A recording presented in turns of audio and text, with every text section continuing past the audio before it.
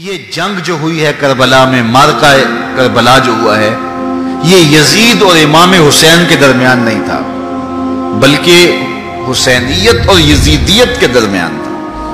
یعنی یہ شخصی لڑائی نہیں تھی بلکہ نظریات کا تصادم تھا۔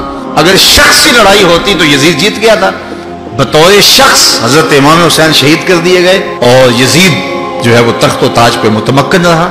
تو اگر یہ شخصی لڑائی قرار دیں تو یزید جیت گیا اور امام حسین ہار گئے، یہ شخصی اگر لڑائی قرار دیں۔ اور اگر یہ لڑائی نظریات کی قرار دیں، اور جو حقیقت میں نظریات کی لڑائی ہے، تو یزیدیت ہار گئی اور حسینیت زندہ باد ہو گئی۔ یزیدیت کا جنازہ نکل گیا۔ وہ تخت و تاج جس کے لیے یزید نے اتنا کچھ کیا تھا، اس کے اپنے بیٹے نے اس پہ تخت پہ تھوکا۔ یزید کا بیٹا معاویہ بن یزید جب تخت نشین ہوا ہے تو وہ گھر سے باہر 6 ماہ نہیں نکلا، اس کا جنازہ ہی نکلا۔ تو لوگوں نے کہا آئیے نا تخت پہ بیٹھیے، کہا میں اس تخت پہ نہیں بیٹھنا چاہتا جس سے آل پیغمبر کے خون کی بو آ رہی ہے، میں نہیں اس تخت پہ بیٹھنا چاہتا۔ اور پھر اس کا تخت سمٹ گیا، اس کا نام مٹ گیا، کلنج کے مرض سے تڑپتا ہوا مرا اور انتہائی ذلت کی موت مرا، رسوا ہو گیا، اس کا نام بھی باقی نہیں ہے۔ میں گزشتہ برس کربلا میں حاضر ہوا تو حضرت امام حسین کا چمکتا ہوا روضہ نور دیکھا۔ وہ لمحے بڑے دردناک تھے جب ہم کربلا میں پہنچے اور رات کا موقع تھا، تو ہمارے ڈرائیور نے کہا کہ یہ نہر فرات ہے، وہ نہر فرات جو چمکتی رہی اور جس کی لہریں اچھلتی رہیں، اور کربلا کا یہ مقدس قافلہ پیاسا رہا۔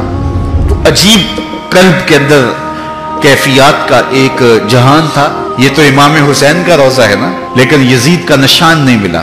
میں نے تاریخ کی کتب میں ڈھونڈا کہ یزید کی قبر کہاں ہے، تو مجھے تاریخ نے بتایا مزبلہ دمشق، دمشق کے اندر کوئی جگہ ہے جہاں لوگ کوڑا پھینکتے ہیں، تو اس کوڑے کے نیچے کہیں یزید کی قبر ہے۔ نشان بھی نہیں ہے کہاں ہے، لیکن اتنا پتہ ہے اس روڑی کے نیچے یزید کی قبر ہے۔ یزید کی قبر مزبلہ دمشق میں، اور امام حسین کا قبضہ آج بھی کربلا پہ۔ تو یزید کا نام مٹ گیا، اس کا تشخص مٹ گیا، امام حسین کا نام بھی باقی، آپ کا ذکر کی باقی، اور آپ کے تذکروں کی خوشبو بھی باقی۔ تو یہ شخصی لڑائی نہیں تھی۔ میں نے اس دن عرض کیا تھا کہ طلحہ بن عدی بن حاتم نے 30,000 لوگ پشت پہ کھڑے ہونے کی بات کی تھی، لیکن امام نے اس پیشکش کو ٹھکرا دیا تھا، اس لیے کہ آپ حق اور باطل کی راہیں اجالنا چاہتے تھے، اور وہ انہوں نے اجال لی۔ حضرت امام حسین کی شہادت کے بعد بھی یہ جنگیں جاری رہیں۔ مالک اشتر کی قیادت میں مختار سقفی کی فوجیں ابن زیاد کی فوجوں کے مقابلے میں فرات کے کنارے لڑ رہی تھی۔ اللہ تعالیٰ نے فتح دے دی، ابن زیاد نے گھوڑے کو ایڑ لگائی اور میدان چھوڑ کے بھاگ گیا، باقی جو بھی قابو آتا اس کو پکڑ کے قتل کر دیا جاتا۔ خیر یہ لوگوں کی پہنچ سے بہت دور نکل گیا، لیکن اس کا جی گھبرا رہا تھا، پیاس کی شدت تھی، گھوڑا بھی ہانپ رہا تھا۔ تو یہ چلتے چلتے صحرا میں گیا تو وہاں اس نے دیکھا کہ ایک خیمہ ہے، تو سوچا کہ میں چلتے چلتے ان سے پانی کا گھونٹ مانگ لوں تاکہ اپنے جگر کی پیاس تو بجھا سکوں۔ تو اس نے گھوڑا کھڑا کیا اور ہانپتا ہوا اس نے پردہ اٹھایا، دیکھا تو خیمے میں امام زین العابدین قرآن کی تلاوت کر رہے تھے۔ تو جب اس نے دیکھا تو ایک دفعہ تو شرم سے پانی پانی ہو گیا، لیکن مرتا کیا نہ کرتا، پیاس کی شدت تھی کہ حضرت پانی دیجئے۔